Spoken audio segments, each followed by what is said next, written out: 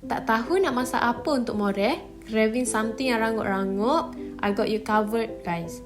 Hari ni kita nak buat popiah sayur ayam yang crunchy di luar, juicy di dalam. Confirm korang akan repeat punya. Assalamualaikum and welcome back to Ramadan series with Adila. Satu hari, satu resepi selama 30 hari Ramadan. Okay, first, kita sediakan inti dulu. Panaskan sedikit minyak, tumis 3 ulas bawang putih dan 2 biji bawang merah sampai naik bau wangi. Lepas tu, masukkan ayam yang telah di-blend atau dicincang. Kat sini, I guna ayam yang dah di-blend. Masak sampai ayam betul-betul masak dan kering sikit. Masukkan separuh biji sengkuang yang dah disagat dan 1 biji carrot yang juga disagat halus. Kacau semua bahan bagi sebati.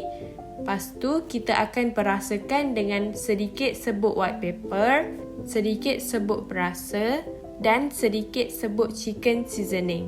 Kacau sampai inti masak sempurna. Bila dah siap, tutup api dan biarkan sejuk sekejap. Okey, sekarang kita buat balutan popiah. Bancuhkan sedikit tepung dengan air. Ni untuk kita jadikan sebagai gam. Ambil kulit popiah, letakkan inti secukupnya.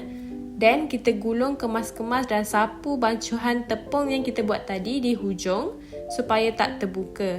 Dah siap balut, korang boleh terus goreng sampai keemasan ataupun boleh simpan dalam peti sejuk dulu untuk goreng kemudian. Okey, popiah sayur ayam kita dah siap. Serius, sedap guys. Rangup di luar, juicy dan berperisa di dalam. Cicah pula dengan sos cili thyme marinara, memang perfect combination.